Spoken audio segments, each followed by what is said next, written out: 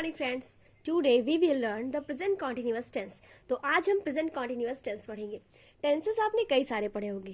Tenses आपने total 12 देखे होंगे, जिसमें से इजीएस्ट जो टेंस होता है आपका, वो आपके तीनों कॉन्टिन्यूअस टेंस होते हैं, जिन्हें आप इजिली बना लेते हो। इसको बनाने में आपको कोई प्रॉब्लम नहीं होती है। तो let's learn the introduction of the present continuous tense. Present continuous tense का इंट्रोडक्शन क्या होता है, हम पहचाने कैसे कि जो हमारा ये सेंटेंस है वो प्रेजेंट कॉन्टिन्यूअस है या किसी और टेंस में है। So, the present continuous verb tense indicates that an action or condition is happening now, frequently, and may continue into the future. अब इसका मतलब समझते हैं। द प्रेजेंट कॉन्टिन्यूअस वर्ब, पहले तो आप ये जानिए कि प्रेजेंट का मतलब क्या होता है। प्रेजेंट का अर्थ होता है वर्तमान, यानी कि जो आपके प्रेजेंट समय में चल रहा होता है, जो वर्तमान में चल रहा है। कॉन्टिन्यूअस का मतलब होता है लगातार, यानी कि जिसे हम निरंतर कहते हैं। जो क्रियाएं निरंतर हो रही होती हैं, लगातार हो रही होती हैं। टेंस का अर्थ तो आप सभी जानते हैं कि होता है काल। तो प्रेजेंट कॉन्टिन्यूअस टेंस किसे कहते हैं? जो वर्तमान में चीजें लगातार चल रही होती हैं, उन्हीं को हम प्रेजेंट कॉन्टिन्यूअस टेंस के अंतर्गत रखते हैं। ठीक, इतना आपको समझ में आ गया होगा। तो द प्रेजेंट कॉन्टिन्यूअस वर्ब, जो प्रेजेंट कॉन्टिन्यूअस की वर्ब होती है, यानी कि प्रेजेंट कॉन्टिन्यूअस वर्ब टेंस होता है, इंडिकेट करता है दैट कि एन एक्शन और कंडीशन की जो एक्शन यानी कि जो क्रिया हो रही होती है, या जो उस सेंटेंस की स्थिति होती है, इज हैपनिंग, हो रहा होता है, नाउ, या तो वो अभी हो रहा होता है, फ्रीक्वेंटली, या वो लगातार हो रहा होता है। मे कॉन्टिन्यू का अर्थ है, जैसे फ्रीक्वेंटली का मतलब होता है लगातार, सेम ऐसे ही मे कॉन्टिन्यू कि आगे भी चलकर आपकी जो क्रियाएं हैं उस वाक्य की, वो भी लगातार चलती रहेंगी। एग्जाम्पल्स देख लीजिए आप। आई एम लिविंग, मैं जा रहा हूं।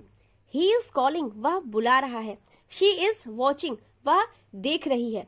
अब एक चीज आप ध्यान रखिएगा कि आपने अक्सर जब मैंने हिंदी का इसे ट्रांसलेट किया, तो हर जगह हर एक वाक्य के अंत में रहा है, रही है, रहे हैं जैसे शब्द आते हैं।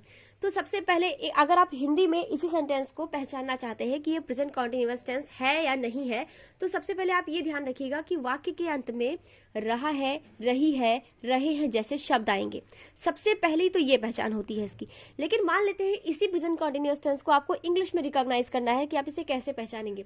तो हमेशा याद रखिएगा कि ये जो आपका हेल्पिंग वर्ब होता है, हेल्पिंग वर्ब के जस्ट बाद वर्ब में आपकी आईएनजी ऐड होती है। इसका आप ध्यान रखिएगा कि जो भी आपका हेल्पिंग वर्ब होगा, उस हेल्पिंग वर्ब के बाद आपके वर्ब में आईएनजी प्लस होगी। वर्ब में आपके आईएनजी प्लस होगी, ये आप भूलिएगा नहीं। वर्ब में आईएनजी प्लस होगी। ठीक, तो ये होता है प्रेजेंट कॉन्टिन्यूअस टेंस को आप रिकॉग्नाइज कैसे करेंगे, चाहे वो इंग्लिश में आए चाहे वो हिंदी में आए। जैसा कि मैंने अभी बताया, अगर वो हिंदी में आता है तो वर्ब, जो आपके वाक्य होते हैं, जो आपका सेंटेंस होता है, उसके लास्ट में रहा है, रही है, रहे हैं जैसे शब्द आते हैं। है, हो का ध्यान रखिएगा आप। और उस काम को कॉन्टिन्यूअसली दिखाने के लिए हम वर्ब में आईएनजी का यूज करते हैं। तो सेम वही चीज है इंग्लिश में। अगर आपको एग्जांपल्स मिलते हैं जिसमें आप इज, एम, आर का यूज करते हुए वर्ब के साथ आईएनजी यूज करते हो, तो वो जो आपका सेंटेंस होता है वो प्रेजेंट कॉन्टिन्यूअस टेंस होता है। ठीक, अब हम लोगों ने हिंदी में भी इसकी पहचान अच्छे से देख ली। रहा है, रही है, रहे हैं जैसे शब्द आते हैं। रूल्स क्या है इसके? रूल, हाँ, तो किसी भी, जैसे आप मैथ वगैरह सॉल्व करते हो, तो आपने देखा होगा कि मैथ सॉल्व करते वक्त आपको एक मेथड दिया जाता है कि आप इसी मेथड के ऊपर रखकर आप अपने सारे क्वेश्चंस को सॉल्व करोगे। एक छोटा सा आंसर लास्ट में आप लेके आते हो, तो वो आपका होता है मैथ का सोल्यूशन। आप मैथ के किसी भी क्वेश्चन को कैसे सॉल्व करते हो? आप रूल्स लेते हो, मेथड लेते हो, a+b का स्क्वायर, a² + 2ab + b का स्क्वायर। तो इस तरह आपको एक रूल दिया जाता है जिस पर रखकर आप अपने पूरे क्वेश्चन को सॉल्व करते हो। एग्जैक्टली ऐसे ही आपको इंग्लिश में करना है। इंग्लिश में आपकी कोई भी हिंदी के जो वाक्य होते हैं, उनको बनाने का एक मेथड होता है। तो वो मेथड अगर आपको पता है, सबके मेथड सेम ही होते हैं, बस आपकी helping verb and verb change होती रहती है, बाकी मेथड जो होते हैं वो सेम होते हैं। तो प्रेजेंट कॉन्टिन्यूअस टेंस को ट्रांसलेट करने का जो मेथड होता है, वो मेथड होता है सब्जेक्ट प्लस आपके पास 3 हेल्पिंग वर्ब है, इज, एम, आर। अब आपको तीनों नहीं लगानी है, हमेशा याद रखिएगा। Friends, let's learn that where and which helping verb should be use at which place. So the is किसके साथ यूज होता है? तो जितने भी आपके सिंगुलर सब्जेक्ट्स होते हैं, सिंगुलर सब्जेक्ट का मतलब होता है एक वचन कर्ता, मतलब कोई भी चीज है अगर वो एक है तो उनके साथ आपको हमेशा इज का यूज करना है। मे बी वो नेम हो सकता है, किसी थिंग का नेम हो सकता है, किसी प्लेस का नेम हो सकता है, वो सारे आपके सिंगुलर सब्जेक्ट में आएंगे तो उनके साथ आपको इज का यूज करना है। बट 2-3 ऐसे आपके प्रोनाउंस होते हैं जैसे ही, शी, दिस, दैट, इट, इन सब के साथ आपको हमेशा इज का यूज करना है। अब बात करते हैं एम की।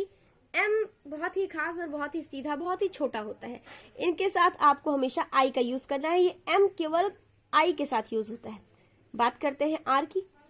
आर इज का अपोजिट होता है, ये हमेशा प्लूरल सब्जेक्ट के साथ लगता है, जैसे वी, यू, दे या कोई ऐसी चीजें जो एक से अधिक हो उनके साथ आप आर का यूज करते हो।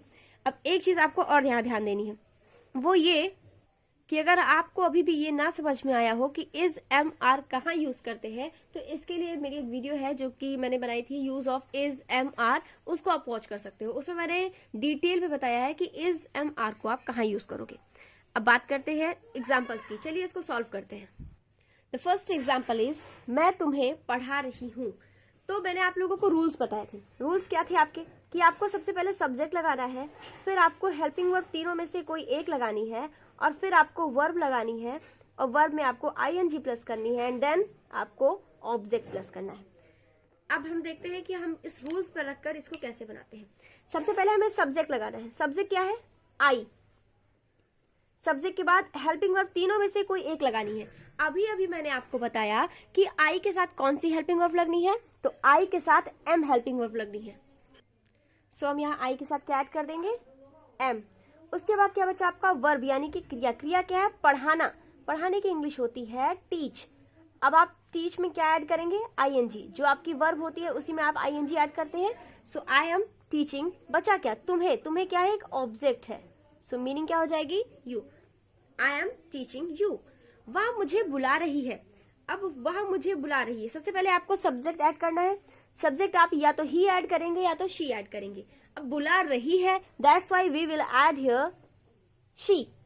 फिर हेल्पिंग वर्ब आपको तीनों में से कोई एक लेनी है, जो कि आप शी के साथ, अभी भी मैंने बताया था कि शी के साथ आपको इज ऐड करना है। तो शी इज। क्रिया कॉलिंग, किसे, मुझे। ऑब्जेक्ट क्या है, मुझे, me. She is calling me. The next is, Ram कहाँ पढ़ा रहा है। ध्यान से देखिएगा, ये जो हमारा एग्जाम्पल है ये क्वेश्चन वर्ड का एग्जाम्पल है, और कभी भी हम किसी भी क्वेश्चन वर्ड को ट्रांसलेट करते हैं तो हमेशा सबसे पहले रूल होता है कि अगर आपके वाक्य में कोई भी क्वेश्चन वर्ड आया है तो उसकी मीनिंग हम सबसे पहले लगाएंगे, जिसका रूल होता है कि आपको सबसे पहले क्वेश्चन वर्ड लगानी है, देन आपको हेल्पिंग वर्ब ऐड करनी है, एंड फिर सब्जेक्ट, वर्ब, वर्ब में आपको आईएनजी प्लस करनी है, and then object.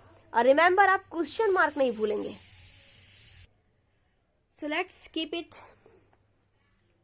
Question word, question word कहाँ को इंग्लिश में कहते हैं, वेयर। अब आपको हेल्पिंग वर्ब यूज करनी है। हेल्पिंग वर्ब वेयर के अकॉर्डिंग तो हम लगाएंगे नहीं, सब्जेक्ट के अकॉर्डिंग लगाएंगे। सब्जेक्ट क्या है हमारा, किसी का नेम है, तो क्या हो जाएगा, is. So where is Ram, पढ़ा रहा है, पढ़ाने की मीनिंग टीच, क्या हो जाएगा, teaching. Where is Ram teaching, and then question mark, ये आप नहीं भूलेंगे।